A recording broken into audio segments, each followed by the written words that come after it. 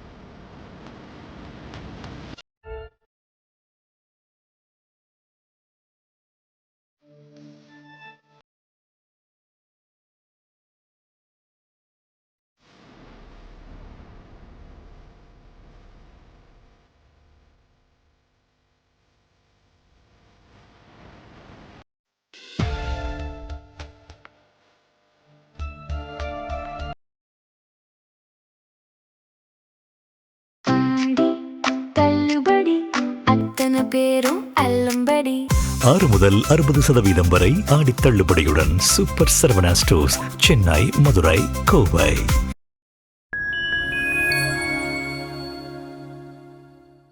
வணக்கம். நீட் எதிர்ப்பு கூட்டமைப்பின் சார்பாக நீட்டை தடை செய்ய வேண்டியும் கல்வியை மீண்டும் மாநில பற்றியலுக்கு மாற்ற வேண்டும் என்ற கோரிக்கையின் அடிப்படையில் எங்களுடைய 4 தோழர்கள் புளியந்தோப்பு மோகன், ஜீவா, தனசேகரன் மற்றும் ரவி அவர்கள் கடந்த 3 நாட்களாக 1ஆம் தேதி முதல் பட்டினி போராட்டத்தை தொடங்கியிருக்கிறாங்க. ஸோ எங்களுடைய நோக்கம் பார்த்திங்கன்னா நீட் விலக்கு வேண்டும், கல்வியை மீண்டும் மாநில பட்டியலுக்கு மாற்றணும் அப்படிங்கிறது தான். அந்த நோக்கம் நிறைவேறும் வரை எங்களுடைய போராட்டம் தொடரும். மாணவர்கள்ட்ட தற்போது நீட்டுக்கு எதிராக மீண்டும் ஒரு எழுச்சியான ஒரு சூழல் நிலவுது. ஸோ இந்த போராட்டத்தை அடுத்த கட்டத்தை நோக்கி கொண்டு போகிறத பற்றியும் நாங்கள் முடிவு பண்ணியிருக்கோம். அனைத்து மாணவர் அமைப்புகள்கிட்டையும் ஜனநாயக, மார்க்சிய, பெரியாரிய, அம்பேத்கரிய, தமிழ் தேசிய அமைப்புகள்கிட்டையும் நாங்கள் தொடர்ந்து ஆதரவு கோரியிருக்கோம். அவங்க எல்லோரும் இணைந்து அடுத்த கட்டமாக இந்த போராட்டத்தை நீட் விலக்கை நோக்கி கொண்டு போவாங்க. கண்டிப்பாக நீட் விலக்கு பெறுவோம், நீட்டை தடை செய்வோம். நன்றி.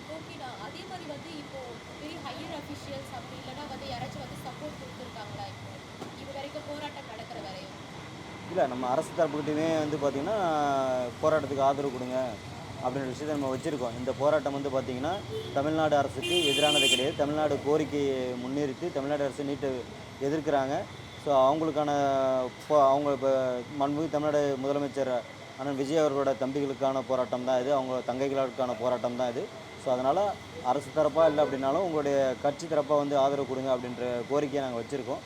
அவங்களும் இப்போது பேசிட்டு சொல்கிறோம் அப்படின்னு சொல்லியிருக்காங்க. அவங்க கண்டிப்பாக இந்த போராட்டத்தில் கலந்துப்பாங்க அப்படின்னு நான் நம்புகிறேன். முதல்வர் விஜய் அவர்களும் நீட்டுக்கு எதிராக தன்னுடைய குரலை ஓங்கி ஒலிக்க வேண்டும். அப்போ தான் இது தமிழ்நாடு முழுக்க பரவும்.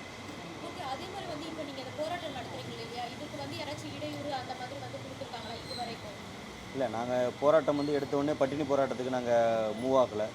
நாங்கள் அனைத்து மாணவர்களையும் ஒருங்கிணைத்து ஒரு இடத்துல பொதுவான இடத்துல கூடி ஒரு தொடர் முழக்க போராட்டத்தை வைக்கணும் அப்படின்ட்டு தான் நாங்கள் அரசுக்கிட்ட அனுமதி கடிதம் கொடுத்துருந்தோம். அரசு அதுக்கு அனுமதி மறுத்துட்டாங்க. அவங்க அனுமதி மறுத்ததன் அடிப்படையில் தான் நாங்கள் பார்த்திங்கன்னா ஒரு ப்ரைவேட் பிளேஸை சூஸ் பண்ணி இங்கே நாங்கள் பட்டினி போராட்டத்தை முன்னெடுத்துருக்குறோம். ஸோ இந்த போராட்டம் ஒரு ஸ்பார்க். இந்த போராட்டத்துக்கு ஆதரவாகவும் இந்த நம்மளுடைய கோரிக்கை அப்படிங்கிறத முன்னிறுத்தி நமக்கு 1000 கட்சிகள் இருக்கலாம், 1000 இயக்கங்கள் இருக்கலாம். ஆனால் நீட் எதிர்ப்பு, நீட்டை தடை செய்யணும், கல்வியை மீண்டும் மாநில பட்டியலுக்கு மாற்றணும் அப்படிங்கிற இந்த ஒற்றை கோரிக்கையின் அடிப்படையில் தான் எல்லாத்தையும் நாங்கள் அழைப்படுத்திருக்கோம். எல்லோரும் வரணும்னு சொல்லியிருக்காங்க. அவங்கவுங்க முடிஞ்ச இடத்துலையும் போராட்டத்தை கண்டினியூ பண்ணுறோம் அப்படின்றதையும் உறுதி கொடுத்துருக்காங்க. ஸோ இந்த போராட்டம் விரைவில் தமிழ்நாடு முழுக்க பரவும். கேட்காத ஒன்றிய அரசின் செவிகளுக்கு நமது குரல்களை கேட்க செய்வோம். தேங்க்யூ. அனைவருக்கும் வணக்கம். நீட் எதிர்ப்பு கூட்டியக்கத்தின் சார்பில் நீட் என்கிற அநீதியை ஒழிக்கவும், கல்வித்துறையில் சமூக நீதியை நிலைநாட்டவும், தமிழ் மக்களின் கல்வி உரிமையை நிலைநிறுத்தவும் நடத்தப்படுகிற இந்த காலவரையற்ற பட்டினி போராட்டத்தில் தங்களை வருத்தி கொண்டு ஈடுபட்டிருக்கிற தோழர்களுக்கு நான் சார்ந்த தமிழ் தேசிய விடுதலை இயக்கத்தின் சார்பில் அன்பையும் வாழ்த்தையும் உரித்தாக்கிக் கொள்கிறேன். இந்த போராட்டத்திற்கு துணையாக, தோழமையாக இங்கே கூடி நின்று செயல்பட்டு வருகிற நண்பர்கள், தோழர்கள், ஆதரவாளர்கள் அனைவருக்கும் என்னுடைய பாராட்டுதலை தெரிவித்துக் கொள்கிறேன். தமிழ்நாட்டில் நீட் எதிர்ப்பு போராட்டம் புதிய ஒன்றல்ல. நீட் என்ற ஒரு ஏற்பாடு வந்தது முதலே தமிழ்நாடு இதற்கு எதிர்ப்பு தெரிவித்து வருகிறோம். இந்தியாவின் மற்ற பகுதிகள் விழித்து கொள்ளாவிட்டாலும் முதலிலே தமிழ்நாடு விழித்து கொண்டு இந்த எதிர்ப்பை தெரிவித்தது. அப்படி எதிர்ப்பு தெரிவித்த இந்த தமிழ்நாட்டில் மற்ற இடங்கள் தங்கள் எதிர்ப்பை தளர்த்தி கொண்டாலும், குறைத்து கொண்டாலும், நிறுத்தி கொண்டாலும் தொடர்ந்து அந்த எதிர்ப்பு நெருப்பை அணையாது காத்து இந்த அநீதிக்கு முடிவு கட்டுகிற உறுதிப்பாட்டோடு தமிழ்நாட்டு மாணவர்களும் இளைஞர்களும் இருந்து வருவதன் ஒரு அடையாளம்தான் இந்த போராட்டம். நண்பர்களே, ஒரு நுழைவுத் தேர்வு,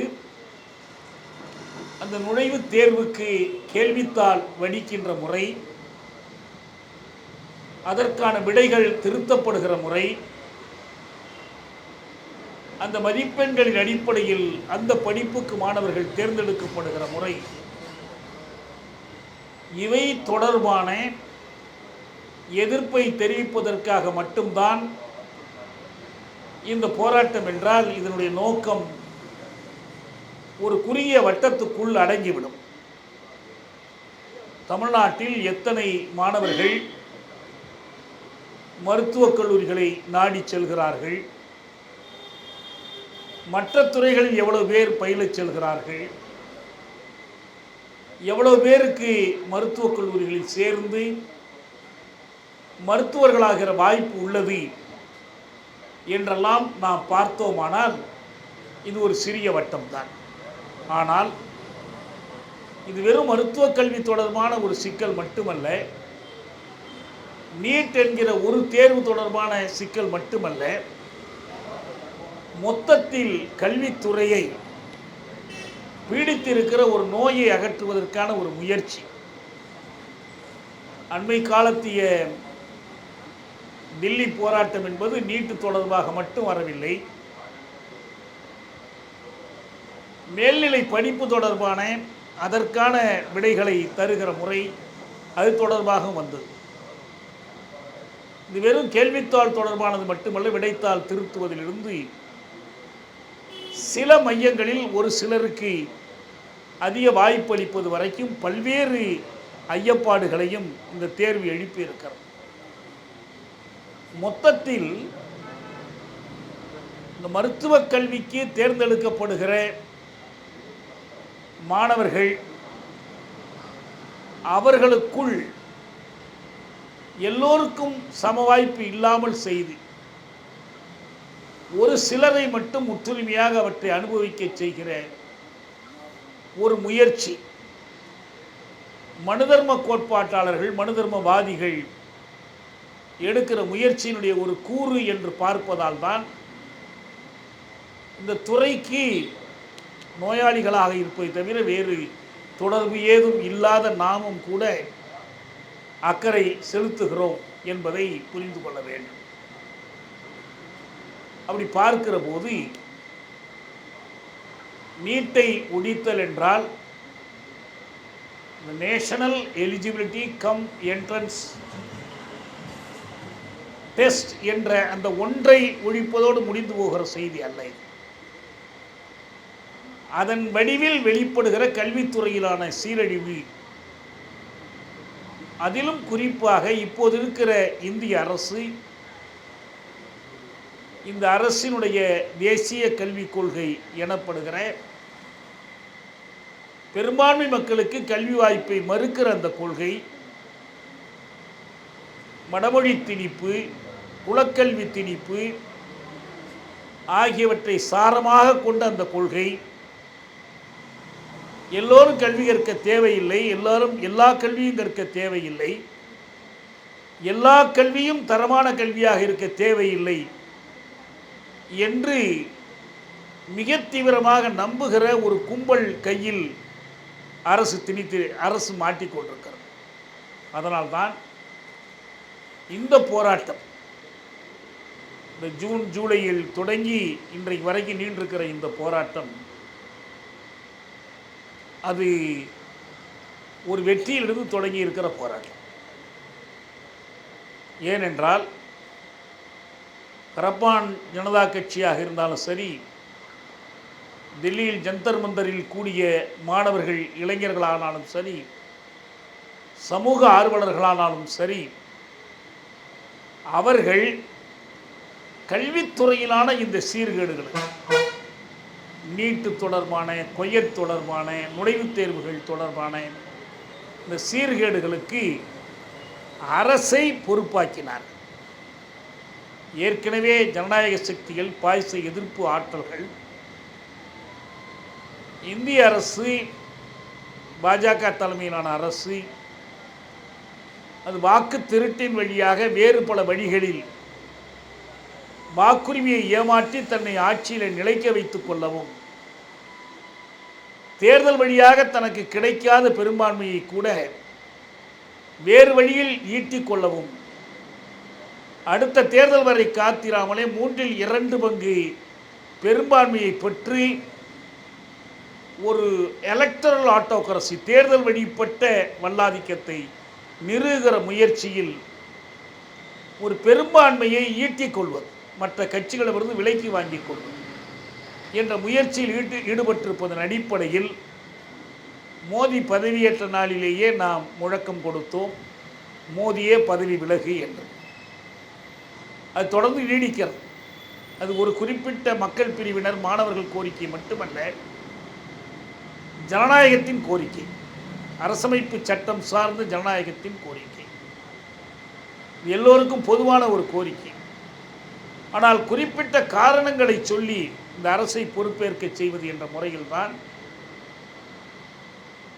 தேர்வு முறைகேடுகளுக்கும் கல்வித்துறையிலான சீரழிவுகளுக்கும் கல்வித்துறை அமைச்சர் பொறுப்பேற்க வேண்டும் என்ற முறையில்தான் தர்மேந்திர பிரதான் பதவி விலக வேண்டும் என்ற கோரிக்கையை அவர்கள் எழுப்பினார்கள். லடாக்கிலிருந்து சோனம் வாங்சுக் பட்டினி போராட்டம் நடத்தினார். மாணவர்கள் அவரோடு இணைந்து நடத்தினார்கள். பெருங்கூட்டமாக திரண்டு அவர்கள் நாடாளுமன்றத்தை நோக்கி அணிவகுத்தார்கள். இறுதியிலே வேறு வழி இல்லாமல் மோடி பணிய வேண்டி வந்தது, அவர் பதவி விலக வேண்டியது. எனவே இந்த வெற்றி என்பது போராட்டத்தின் முடிவல்ல, இது போராட்டத்தினுடைய ஒரு தொடக்கம்தான். மற்ற நோக்கங்களை அடைய வேண்டியது உள்ளது. நீட்டு பழைய வடிவத்தில் தொடர்ந்து நீடிக்கிறது, மற்ற கல்வித்துறை முறைகேடுகள் நீடிக்கின்றன, மாணவர்களின் குடியாட்சி உரிமைகளுக்கு எதிரான தாக்குதல்கள் தொடர்கின்றன. இந்த போராட்டத்தின் போதே அவர்கள் நடத்திய அத்துமீறல்கள், அடக்குமுறைகள் பற்றிய செய்திகள் இப்போது வருகின்றன. இன்றைக்கு தில்லியிலே மாணவர்கள் போராடுகிற போது மாணவர்களுக்கு எதிராக ஏவப்பட்ட அடக்குமுறை ஒரு செய்தி வந்திருக்கிற நீங்கள் பார்த்துருக்கலாம். ஜந்தர் மந்தரில் போராட்டம் நடைபெற்ற அந்த மையத்தில் ஒரு சுமை உந்து நின்று கொண்டிருந்தது. இந்த வண்டி நிறைய கற்கள் ஏற்றப்பட்டிருந்தன. இது எப்படி இந்த இடத்திற்கு வர முடியும்? சுற்றி காவல்துறை இருக்கிறது, சீருடை அணிந்த காவலர்கள், சீருடை அணியாத காவலர்கள், ஒட்டு இராணுவ குழுக்கள் எல்லோரும் இருக்கும்போது எப்படி மையத்திற்கு இந்த வண்டி வர முடியும் என்று தேடி பார்த்தால் இந்த வண்டி அருகில் இருந்த காவல் நிலையத்தில் பல மாத காலமாக நின்று கொண்டிருந்த வண்டி என்பதை செய்தியாளர்கள் வெளிப்படுத்தினார்கள். இந்த வண்டியை கொண்டு போய் அங்கே நிறுத்தி இதிலிருந்து 4 கற்களை வீசுமாறு செய்தால் ஆத்திரமூட்டச் செய்வதன் மூலமாக இந்த போராட்டத்தின் மீது வன்முறையை ஏவுவது, கடுமையான அடக்குமுறை ஏவுவது, வன்முறைக்கான பழியை மாணவர்கள் மீதும் இளைஞர்கள் மீதும் சுமத்துவது என்று அவர்கள் திட்டமிட்டிருக்கிறார்கள். ஒரு கூட்டத்தை கலைப்பது தொடர்பான சில வழிமுறைகள் உலக அளவில் உருவாக்கப்பட்டிருக்கின்றன. உயிர்கொலை இல்லாமல் எப்படி கூட்டத்தை கலைப்பது, அளவுக்கு அதிகமான வலுப்பயன்பாடு இல்லாமல் எப்படி கூட்டத்தை கலைப்பது என்பது தொடர்பான புரோட்டோகால்ஸ் உருவாக்கப்பட்டிருக்கின்றன. எதை பற்றியுமே கவலைப்படாமல் தடிகளின் முன்னாலே மின்சாரம் பாய்ச்சுவது, தடிகளுக்கு முன்னாலே முள்கம்பிகளை வைத்து கொண்டு அடிப்பது, இவற்றையெல்லாம் சான்றுகளோடு கண்டுபிடித்திருக்கிற காரணத்தினால்தான் கல்வித்துறை சீர்கேட்டுக்கு பிரதான் பதவி விலக வேண்டும். அவர் விலகி தவறினால் மந்திரி பிரதானுக்கு பதில் பிரதான் மந்திரியை பதவி விலகச் செல்வோம் என்று அவர்கள் முழங்கினார்கள். இன்றைக்கு அந்த உண்ணாவிரத போராட்டத்தில் ஈடுபட்ட தோழர்களில் ஒருவரான மேகா போரா அமித்ஷா பதவி விலக வேண்டும் என்ற முழக்கத்தை எழுப்பியிருக்கிறார். இப்படி ஒவ்வொருவராக பதவி விலகச் சொன்னால் இந்த அரசே பதவி விலக வேண்டும் என்ற அளவுக்கு தான் அது கொண்டு போய் நிற்கும். நமக்கெல்லாம் நினைவிருக்க வேண்டும், இதைவிட மோசமான ஒரு ஆட்சி எகிப்தில் ஹோஸ்னி முபாரக் நடத்தி கொண்டிருந்த ஆட்சி.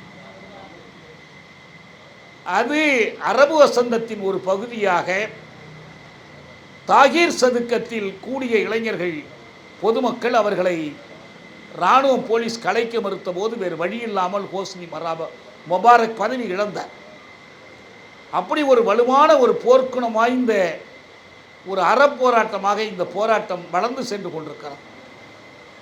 நம்முடைய கோரிக்கைகளை நிறைவேற்றிக் கொள்வதற்கு இதுதான் மிக நல்ல ஒரு வாய்ப்பு.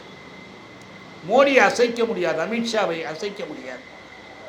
அவர்கள் கட்சிகளையே விலைக்கு வாங்குகிறார்கள், மாநில அரசுகளை விலைக்கு வாங்குகிறார்கள், இல்லாத பெரும்பான்மையை செயற்கையாக உருவாக்குகிறார்கள்.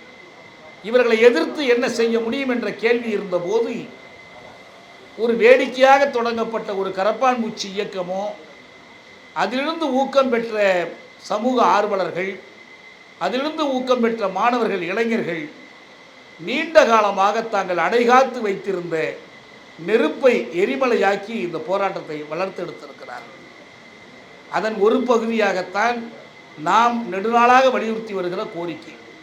இங்கே எத்தனை முறை கேட்டால் என்ன, நீட்டையெல்லாம் யாரும் நீக்கப் போவதில்லை என்று நம்மை பார்த்து வலதுசாரிகள் எகத்தாளமாக சொல்லி கொண்டிருந்தார்கள். 2013 தீர்ப்பு வந்தது, நீட்டை நீக்க வேண்டும் என்று பல காரணங்களை சொல்லி வந்தது. ஆனால் மீண்டும் அவர்கள் 2016 மீண்டும் கொண்டு வந்து விட்டார்கள். அதற்கு எதிராக சட்டங்கள் இயற்றப்பட்டன. 2017-18 தமிழ்நாடு சட்டப்பேரவை இயற்றப்பட்டது. 2021 மீண்டும் இயற்றப்பட்டது. 2018 இயற்றப்பட்ட சட்டம் என்ன ஆனது என்று யாருக்குமே தெரியாது, எழுதி அனுப்பியவர்களுக்கே தெரியாது. 2018 அரசல் புரசலாக கேள்விப்பட்டார்கள் இந்த சட்டத்தை அவர்கள் ஏற்றுக்கொள்ளப் போவதில்லை என்று. சட்டசபை, அமைச்சரவை, மக்களால் தேர்ந்தெடுக்கப்பட்ட உறுப்பினர்கள் அவ்வளவுதான் மரியாதை. 2019 சென்னை உயர்நீதிமன்றத்தில் ஒரு வழக்கிற்கு நடுவில் அரசு தகவலாக சொன்னது, இல்லை அந்த சட்டத்தை நாங்கள் நிராகரித்து விட்டோம், அதற்கு குடியரசுத் தலைவர் ஒப்புதல் தரவில்லை. எப்போ வந்துச்சு? 2019 தான் வருது, அந்த செய்தியே வருகிறது. 2019க்கு பிறகு இவருடைய அறிக்கை வந்து நம்முடைய ராஜன் குழு அமைக்கப்பட்டு 2021 வருகிறது. பழையபடி மீண்டும் சட்டம் இயற்றுகிறார்கள். அந்த சட்டம் கிடப்பிலே கிடக்கிறது. மீண்டும் குடியரசுத் தலைவருக்கு அனுப்புகிறார்கள். அந்த சட்டமும் நிராகரிக்கப்பட்டுவிட எந்த மரியாதையும் கிடையாது. உலக தமிழ்நாட்டில் ஒரு கட்சியை தவிர மற்ற எல்லா கட்சிகளும் நீட் ஒழிப்புக்கு ஆதரவாக இருக்கின்றன. அப்படி இருந்தும் இதுதான் நிலைமை. இதில் நாம் கவனிக்க வேண்டிய செய்தி என்னவென்றால், இந்த நீட் ஒழிப்பு என்பதை தமிழ்நாட்டு மக்கள் தங்கள் உரிமையாக கேட்டார்கள். தேர்தலிலே பெரும்பாலானவர்கள் வாக்களித்தார்கள். தமிழ்நாட்டில் நீட்டுக்கு ஆதரவான கருத்தெல்லாம் இல்லை. ஆனால் இந்திய அரசை பொறுத்தவரை இது எவ்வளவு சிறுபான்மையாக இருந்தாலும் நாங்கள் அதைத்தான் செய்வோம் என்று அவர்கள் அழிச்சாட்டியமாக சாதிக்கிறார்கள். இப்போதும் கூட தமிழ்நாட்டில் நீட் ஒழிப்பு என்று கோருகிறோம். இதனுடைய பொருள் என்ன? மொத்தம் இருக்கக்கூடிய மருத்துவக் கல்லூரி பட்ட படிப்புக்கான இடங்களில் 15 விழுக்காடு அனைத்து இந்திய பங்களவுக்கு கொடுத்து 85 விழுக்காட்டை எடுத்து அதில் மாநில அரசு கல்லூரிகளுக்கு என்று என தமிழ்நாட்டில் மட்டும்தான் 38 மருத்துவக் கல்லூரிகள் உள்ளன.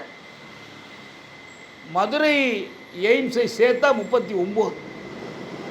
வேறு எந்த மாநிலத்திலும் மாவட்டத்துக்கு ஒரு மருத்துவக் கல்லூரி கிடையாது. முதல் 10 வருடம் 47 சுதந்திரத்திற்கு முதல் 10 வருடம் தமிழ்நாட்டில் 3 மருத்துவக் கல்லூரிகள் தான் இருந்தன. இன்னைக்கு 3 இடத்தில் 38 மருத்துவக் கல்லூரிகள் இருக்கு. ஒரு புதிய மாவட்டம் தொடங்கினால் உடனே அங்கே ஒரு மருத்துவக் கல்லூரி தொடங்கி விடுகிறார்கள். இத்தனை மருத்துவக் கல்லூரி. இந்த மருத்துவக் கல்லூரிகளில் பயில்வது என்பது ரொம்ப அதிக கட்டணம் இல்லாமலும் இடஒதுக்கீடு இருக்கிற காரணத்தினால், அது 69 விழுக்காடு இடஒதுக்கீடு, இவ்வளோ பேருக்கு அதில் இடம் கிடைக்கக்கூடும். இதை குலைத்து கெடுத்து இதில் ஒரு பகுதியை அவர்கள் தனியாருக்கு கொடுக்கிறார்கள். அங்கே தனியார் கல்லூரியிலும் அரசு அனுமதி கொடுப்பதாக இருந்தால் அரசுக்கென்று இடம் ஒதுக்கணும். 50 முதல் 65 விழுக்காடு ஒதுக்கணும். அதில் அவர்கள் குறைந்த கட்டணம். ஆனால் தனியாருக்கென்று கொடுக்குற இடங்களில் மட்டும் இந்த வரம்பு கிடையாது. வெளிப்படையாக ஒரு வரம்பு இருக்கும். ஆனால் அதே போல் நிகர்நிலை பல்கலைக்கழகங்கள், சுயநிதி கல்லூரிகள், தன்னாட்சி கல்லூரிகள் என்று அவர்கள் தனியாக வைத்திருக்கிறார்கள். ராஜன் குழு அறிக்கையும் சரி, மாநில அரசு 2 முறை இயற்றிய சட்டங்களும் சரி, இந்த சட்டங்கள் எல்லாமே அரசு கல்லூரிகள் தொடர்பானவை. தனியார் கல்லூரிகளில் அரசு ஒதுக்கீட்டு இடங்கள் தொடர்பானவை. இதை தவிர தனியார் கல்லூரிகளுக்கு என்று இருக்கிற இடங்கள், இந்த நிகர்நிலை பல்கலைக்கழகங்களுக்கு என்று இருக்கிற இடங்கள், இந்த இடங்கள் தொடர்பாக இந்த இடங்களில் போய் படிக்கிறவர்கள் யார்? அவங்களும் பெரும்பாலும் நம்ம மாணவர்கள் தான். நிலத்தை முழுவதையும் விற்று, வீட்டை விற்று, சொத்தை விற்று. ஏன்னா நினைத்து பாருங்கள், ஒரே ஒரு மருத்துவக் கல்லூரியில் ஒரு இடம் வாங்குவதற்கு 80 லட்சம் செலவு பண்ண வேண்டியிருக்கு. எப்படி நமக்கு தெரியும்னா, ஒரு தனியார் மருத்துவக் கல்லூரியில் ஒரு ஊழியர் காணாமல் போயிட்டார். அவர் என்ன பண்ணார்னா, அவர் 80 கோடி ரூபாய் தூக்கி கொண்டு ஓடிவிட்டார் என்று அவர் வேலை போலீஸில் புகார் கொடுத்தார். 80 கோடி ரூபாய் அவருக்கு ஏதுன்னா 100 மாணவர்களிடம் வாங்கிய தொகை. 100 மாணவர்களிடம் 80 கோடி வாங்கினால் ஒரு ஆளுக்கு 80 லட்சம்னு அர்த்தம். மற்ற செலவை சேர்த்தா 1 கோடி. இது எங்கேருந்து வரும்? வாழ்நாள் முழுவதும் சேர்த்த சொத்து, வீடு, நிலம், ஏதோ ஒரு குழந்தைய மருத்துவர் ஆக்கிட்டா போதும் என்று செய்த செலவு தான். என்ன வேடிக்கைன்னா, நீட்டு கூடாது. ஏன் கூடாதுன்னா, இது கிராமப்புற மாணவர்களுக்கு எதிராக இருக்கு, பிற்படுத்தப்பட்ட தாழ்த்தப்பட்ட மாணவர்களுக்கு எதிராக இருக்கு, தமிழ் வழி கல்வி படித்தவர்களுக்கு எதிராக இருக்கு, ஏழை எளியவர்களுக்கு எதிராக இருக்கு, எல்லாத்தையும் சொல்லிட்டாங்க. ஆனால் இந்த நிகர்நிலை பல்கலைக்கழகங்களிலும் சுயநிதி கல்லூரிகளிலும் சேர்க்கப்படுகிற அந்த மாணவர்களுக்கு எந்த விதமான கட்டண வரம்பையும் ஏகே ராஜன் குழுவும் நிர்ணயிக்கவில்லை, மாநில அரசு போட்ட சட்டங்களும் நிர்ணயிக்கலை. அவர்களை அந்த கழுகுகளிடம் அப்படியே விட்டுட்டாங்க. நீ எவ்வளோ வேணாலும் பண்ணிக்க. அவர்களுக்கு ஒரே ஒரு நெருக்கடி மட்டும்தான். ஒன்று, நீட்டில் தேறியவர்களை மட்டும்தான் அவங்க எடுக்க முடியும். வெளியிலேருந்து யார் பழையபடி எடுக்க முடியாது. அவங்க எங்கே வேணாலும் யாரை வேணாலும் எடுக்க முடியாது. இரண்டாவது, இந்த வழியாக அவர்கள் இந்தியாவில் எங்கே வேணாலும் போய் சேர்ந்துக்கலாம். இந்த மாநிலத்தில் தான் சேரணும் என்று கட்டாயம் கிடையாது. அதனால்தான் இந்த எல்லா சட்டங்களுமே நீட்டிலிருந்து தமிழ்நாட்டுக்கு விலக்கு கோரும் சட்டம் என்று தான் பேர். இந்த சட்டத்துக்கு நீட் ஒழிப்பு சட்டம் அல்ல. நீட் ஒழிப்பை கோருவதாக இருந்தால் ஒரே ஒரு வழிதான் இருக்கு. நாம் இந்த தனியார் கல்லூரிகள், சுயநிதி கல்லூரிகள், நிகர்நிலை பல்கலைக்கழகங்கள் எங்குமே நீட்டு வேண்டாம். நம்முடைய கோரிக்கைகள்லாம் வேணுங்கிறது அல்ல, ஏன் வந்துச்சுன்னு சொல்கிறோம். அப்படி வேணும்னா ஒரே ஒரு வழி தான் இருக்குது. என்னன்னா, குறைந்தது மருத்துவக் கல்வியில் தனியார் துறையை அடியோடு ஒழித்து விட வேண்டும். எல்லாமே அரசு கல்லூரியாக வரட்டும். இல்லை, தனியார் கல்லூரி என்றால் எல்லா இடங்களும் அரசு கட்டுப்பாட்டுக்குள் வரட்டும். இது வந்துவிட்டால் நாம் என்ன செய்ய முடியும்? நீட்டை ஒழிக்க முடியும். அதனால தான் நாம் சொல்கிறோம், இதில் நம்ம இந்த போராட்டத்தில் நமக்கு கிடைத்திருக்கிற மிக முக்கியமான படிப்பினை என்னவென்றால், இந்த நீட்டு ஒழிப்பு போராட்டத்தில் ஈடுபட்டவர்கள் ஒரு செய்தியை பட்டறிவு வழியாக புரிந்து கொண்டிருக்கிறார்கள். என்னன்னா, கல்வித்துறையிலான வணிகமயம்தான் நீட்டுக்கு காரணம். 2007 13 வரைக்கும் மத்திய பிரதேசத்தில் ஒரு பெரிய ஊழல் நடந்தது. அதில் கொலை, தற்கொலை எல்லாம் நடந்துச்சு. ஒரு விரிவான கதை, வியாபம் ஊழல். பாரதிய ஜனதா கட்சி தான் மாநில அரசு நடத்தி கொண்டிருந்தது. சிவராஜ் சிங் சௌஹான் முதல்வராக இருந்தார். அந்த தேர்வை முன்னின்று நடத்தியவர்கள், கேள்வித்தாள் வெளியிட்டவர்கள், விடைத்தாள் திருத்துதல் மோசடி செய்தவர்கள் எல்லாரும் அந்த இந்துத்துவ கும்பலை சேர்ந்தவர்கள். அந்த வழக்கு அதிர்ச்சியை ஊட்டியது 2013. அதே 2013 தான் நீட்டு வருகிறது. இதை காரணமாக காட்டி தான் அதை கொண்டு வர்றாங்க. அப்போ தனியார் துறையில் இதை கட்டுப்பாடு இல்லாமல் விடக்கூடாது, தனியார் துறையில் வைத்துக் கொள்ளணும். ஏற்கனவே டிஎம்ஏ பாய் வழக்கில் மாணவர்களுக்கு கல்வி உரிமை கிடையாது என்று நீதிமன்றம் சொல்லிவிட்டது. இந்தியாவினுடைய உச்ச நீதிமன்றம், எனக்கு எல்லா தகுதியும் இருக்கு, ஆனால் எனக்கு கற்றுக்கொள்ள அரசு வாய்ப்பளிக்கவில்லை என்று நீங்கள் கேட்டால், இல்லை, அப்படியெல்லாம் ஒரு உரிமை உனக்கு கிடையாது. ஆனால் ஒரு தனியார் நிறுவனம் எனக்கு தொழில் செய்வதற்கு, வியாபாரம் செய்வதற்கு உரிமை இருக்கிறது. நான் எத்தனையோ பொருட்களை, சரக்குகளை வியாபாரம் செய்வது போல எங்களுடைய அறக்கட்டளை சார்பில் நான் கல்வியை விற்கிறேன், அந்த உரிமையில் அரசு குறிக்கிடக்கூடாதுன்னு ஒரு வழக்கு போட்டு இந்திய உச்சநீதிமன்றம் டிஎம்ஏ பாய் ஃபவுண்டேஷன் கேஸில் கல்வியை வணிகமாக நடத்துகிற உரிமைக்கு ஆதரவு தெரிவித்தது. எனவே நீ நடத்திக்கொள், ஆனால் அதுக்கு இந்த கட்டுப்பாடு வேணும்.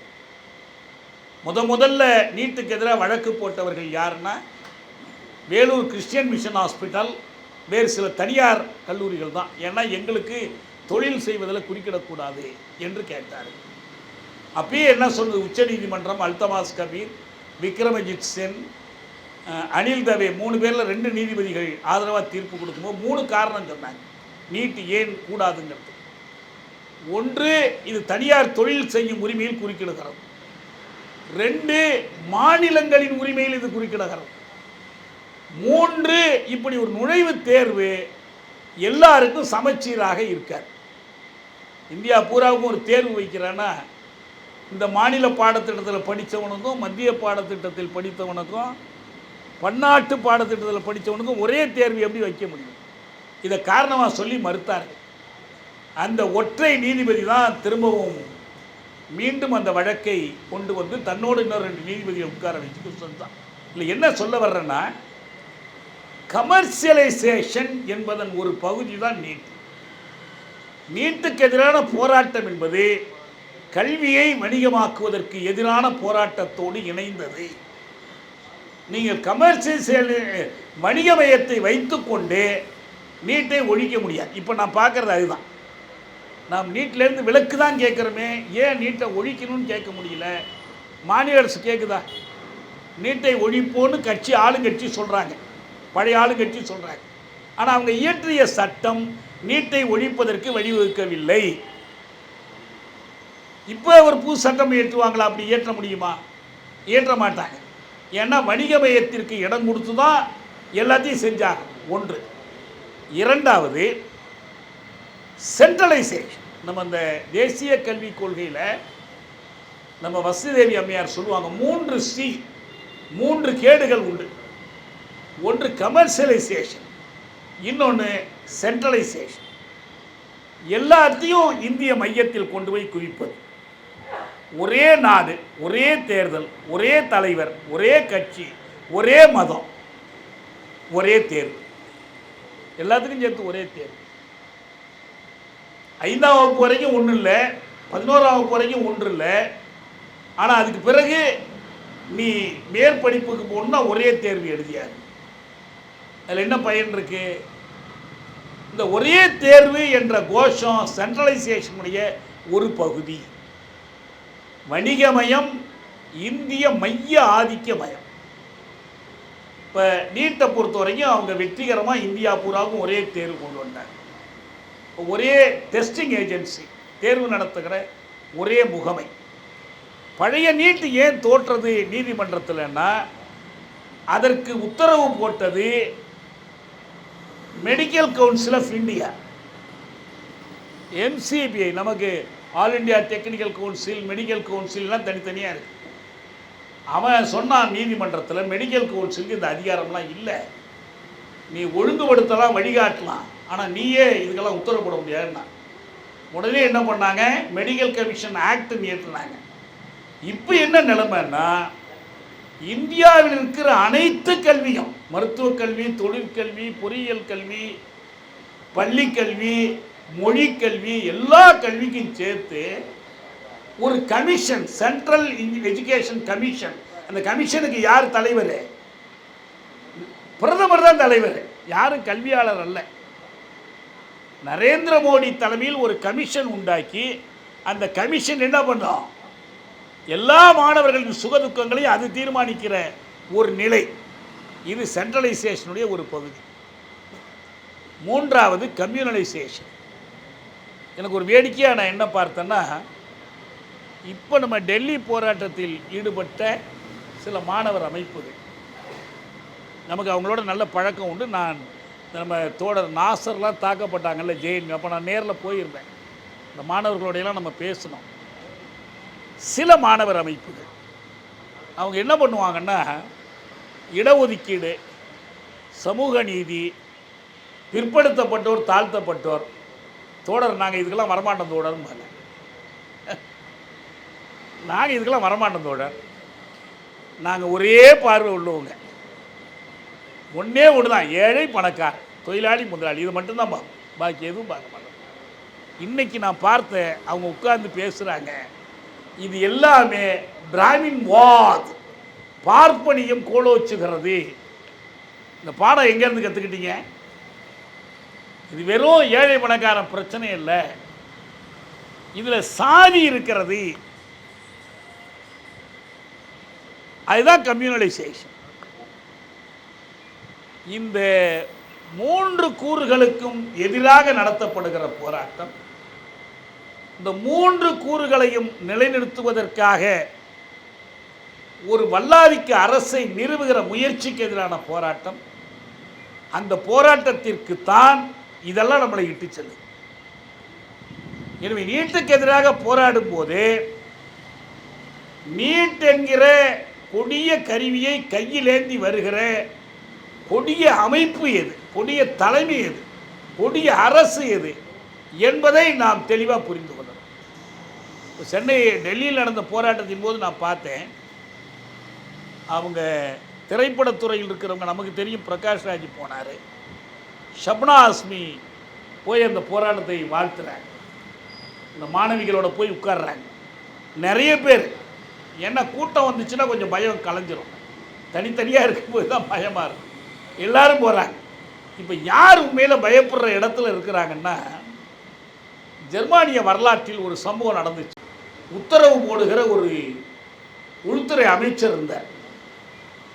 இந்த அமைச்சர் 100 பேரை கொள்ளு 500 பேரை கொள்ளு குழி மேலே நிறுத்தி சுட்டு அப்படியே குழிக்குள்ளே தள்ளி மூடு இதெல்லாம் உத்தரவு போட்டுக்கிட்டு இருக்கிறவர். என்றைக்கோ ஒரு நாளைக்கு என்ன பண்ணாங்க, உங்கள் உத்தரவை செயல்படுத்த போகிற ஒரு முறை நீங்கள் கொஞ்சம் பார்த்துட்டு போங்க என்று சொல்லி அவரை கொண்டு போய் நிறுத்தி வச்சு அவர் முன்னால் சுட்டாங்க. வாந்தி எடுத்து கழிஞ்சு மிரண்டு போய் அவர் விழுந்துட்டார். அவ்வளவுதான் அவங்க மனசெல்லாம், அவ்வளோதான். இன்னைக்கு உண்மையிலேயே பயந்து கொண்டு 12 மணிக்கு தூக்கத்திலேருந்து முழிச்சு யார் உதவியும் இல்லாமல் தானே தன்னுடைய காணொளியை பதிவு பண்ணி வெளியிடுகிற அளவுக்கு அச்சம் இந்த அகண்ட மார்புக்காரர்களை ஆட்டி படைத்து கொண்டிருக்கிறார். இதை தான் நம்ம புரிந்து கொள்ளணும். எனவே அவர்கள் எல்லோரையும் அச்சுறுத்தி கொண்டிருந்தார்கள். இப்போது அவர்கள் அச்சத்தில் இருக்கிறார்கள். அவங்க நினைத்தது மாதிரி எதுவுமே நடக்கலை. அங்கே யாரும் ஜெய் ஹனுமானுக்கு ஆள் வரல, ஜெய் ஸ்ரீராமுக்கு எதுவுமே வரல. அவங்க யாரும் மதம் கருதலை, சாதி கருதலை, எல்லோரும் ஒன்றுபட்டு அந்த போராட்டத்தை நடத்தியிருக்கிறாங்க. இந்த போராட்டம் நாடெங்கும் விரிவடையும். அதே நேரத்தில் தமிழ்நாட்டுடைய உரிமையாக இதை நிலைநாட்ட வேண்டும் என்றால் நான் கேட்குறேன், ஒரு மாநில சட்டப்பேரவையில் 2 முறை இயற்றப்பட்ட ஒரு சட்டத்தை எந்த மதிப்பும் இல்லாமல் ஒருத்தன் கீழே போடுறான்னா அது இயற்றி அனுப்பின கட்சிக்கு அவமதிப்பா, அந்த உறுப்பினர்களுக்கு அவமதிப்பா, அந்த முதலமைச்சருக்கும் அமைச்சரவைக்கு அவமதிப்பா, அவர்களை தேர்ந்தெடுத்து அனுப்பி இதை செய்வதற்கு ஆணையிட்ட இந்த மக்களுக்கு, தமிழ் மக்களுக்கான அவமதிப்பா. தமிழ் மக்கள் இதை ஒரு இனமான பிரச்சனையாக எடுத்துக்கொள்ள வேண்டும். அந்த இன உணர்வை தூண்டுகிற பணியை இளைஞர்கள், மாணவர்கள் நாம் செய்ய வேண்டும். நாம் இதற்கு முன்பு மாணவர்களுடைய போராட்டத்தில் பொதுமக்கள், பெற்றோர் பெரிய அளவில் பங்கேற்றது பற்றி நிறைய பேர் ஜந்தர் மந்தர் போராட்டத்தை பற்றி சொல்கிறாங்க. ஒரு தந்தை கை குழந்தையை தோளில் தூக்கி கொண்டு வந்து இந்த போராட்டத்தில் கலந்து கொண்டு எங்கள் பிள்ளைகளுடைய போராட்டத்தை நாங்கள் ஆதரிக்கிறோம்னு சொல்கிற செய்திகளை எல்லாம் எடுத்து போட்டாங்க. தமிழ்நாட்டில் 1942 வெள்ளையனே வெளியேறு இயக்கத்தில் தான் மாணவர்களோட பெற்றோரும் கலந்து கொண்டதாக சொல்லுவாங்க. அது கூட நகரப்புறத்தில் தான். ஆனால் 65 இந்திய எதிர்ப்பு போராட்டம் தான் மாணவர்களும் மாணவர்களின் பெற்றோரும் முழுமூச்சாக நடத்திய போராட்டம். அப்படி ஒரு போராட்டமாக இந்த போராட்டத்தை நாம் வளர்த்தெடுத்து செல்லும். அதற்கு ஒரு தூண்டுதல் மையம், நீங்கள் ஒரு திரியை தூண்டுகிறீர்கள், அவ்வளவுதான். அந்த மாதிரி இந்த போராட்டத்தை எங்கும் பரவச் செய்வோம். நாம் மற்றவர்களுக்கு வழிகாட்டு. தில்லி தான் தமிழ்நாட்டுக்கு வழிகாட்ட வேண்டும் என்ற தேவையில்லை. தமிழ்நாடு இந்தியா முழுவதற்கும் வழிகாட்ட முடியும். அதற்கான தெளிவான கோரிக்கைகளை தெளிந்த பார்வையோடு முன்னெடுத்து செல்லுகிற உங்கள் போராட்டத்தை நான் மீண்டும் மீண்டும் வாழ்த்துகிறேன். இந்த போராட்டம் விரிவடைவதற்கு நம்மால் என்ற அனைத்தையும் செய்வோம். இந்த வாய்ப்புக்கு நன்றி, வணக்கம்.